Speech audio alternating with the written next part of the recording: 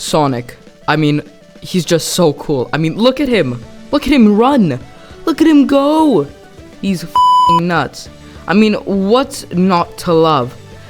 Other than the games.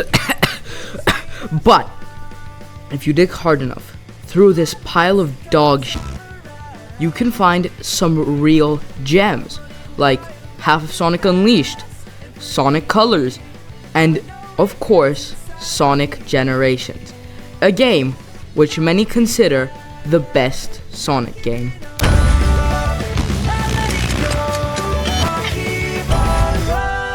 Now, I'm not gonna sit here and take a piss on modern Sonic's grave, mostly because that grave is unmarked and really hard to find. But we all know that Sonic had a bit of a rough time transitioning to 3D. And that's true. Sega had a strong start with Adventure 1 and 2, but they dropped the ball with Sonic Heroes. But don't worry, cause Sega will be back with Edgelord the video game, Dog Piss, and half a Sonic game.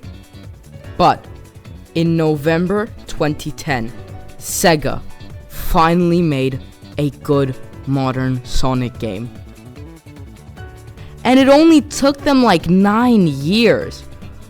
But Sonic Colors is a classic game.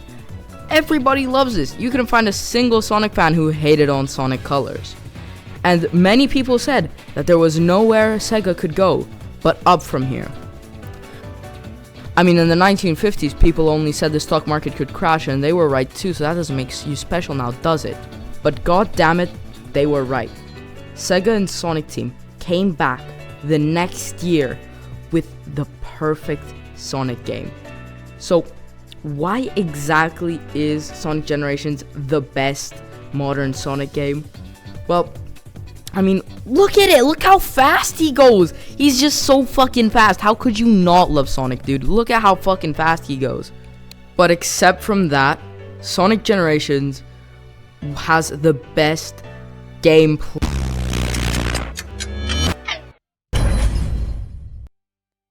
It's no lie that modern Sonic has had some weird gameplay mechanics. Sometimes he's an alien, sometimes he has a gun, and sometimes he's a furry.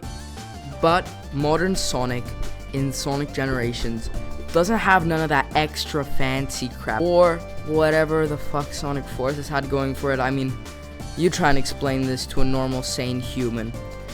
But here you just get Sonic, the boost, and the drift sometimes. Now this is a pretty cool mechanic, but with Sonic Generations you got introduced to another character. That's right guys, the one thing that Sonic needed the most was another character. In Sonic Generations we get introduced to Classic Sonic, which proves that Sonic in the main timeline went through puberty at some point. But hey, that's just a theory. A game theory. Thanks for watching. Now Classic Sonic don't talk much. I don't think he talks at all in the game other than giving you a thumbs up a few times. And that's just it. He controls like Sonic 2 Sonic, which pretty simple, nice, sweet, to the point. None of that extra fancy crap. But the gameplay is really good, really solid. But the real best part of Sonic Generations is the level. Now, the levels may be the best part of the game. I mean, you got good old reliable, Chernobyl, Sacred Ground, Drinking and Driving, New York 2001, a great place to dump oil in, and hey, they made Sonic 06 look cool. Oh, and hey, they made Sonic Unleashed look cool. And lastly, them goddamn aliens! All jokes aside though, all the levels in Sonic Generations are masterfully crafted. They give you that perfect hint of nostalgia while still being perfect levels that you would see in any game today. They made Sonic 06 look cool. Again, they made Crisis City, one of the worst stages from Sonic 06, look cool, which, you know, that's a fucking feat. They made Sonic Unleashed look cool as well with, you know, by making it the day stages. The only thing that limited Sonic Unleashed from being one of the best Sonic games was the night wolf furry stages or whatever. But now you can play the day stages without having to play the night stages as well, which is also really cool. But all these levels were made in both 3D and 2D in mind, so that way they could both translate perfectly onto each other, which is going to bring us to the next topic, the other song. Oh boy, classic Sonic. Time to finally talk about this fucker. So, yeah, the main selling point behind classic Sonic is that he's Sonic, but like from before. So, this is Sonic pre-Sonic Adventure, right?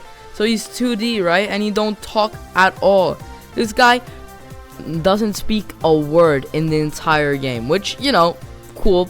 Sonic doesn't talk in the original Sonic games either, but I think that had to do with limitations of the hardware. But nevertheless, pretty cool premise.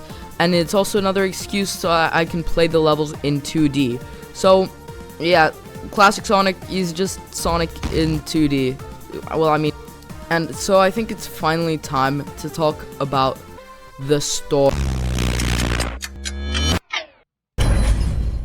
I mean, the story is pretty simple. It's just Eggman doing Eggman shit. But wait, there's two of them! Well, the story here is pretty simple. Eggman tries to destroy Sonic on his birthday by getting some time travel demon or whatever the fuck. It's not really explained who this creature is or what we should be worried about, but all I know that it makes for a great final boss. And the story here, it's just a way to shoehorn in nostalgia bait for the levels, which, you know, don't get me wrong, this game is great. This game is great. But even I can admit that it's sort of nostalgia bait with the levels, even though they still are really good. But overall, I give the story it's pretty okay. It's just it could have been better. So I think it's time for the conclusion.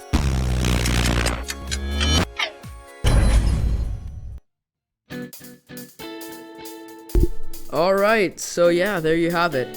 Sonic Generations. The best modern Sonic game there is so far. Now, is this the perfect Sonic game? Well, not really. There's a few things that I changed, but overall, it's pretty good. And hey, at the end of the day, it's still better than Sonic Forces.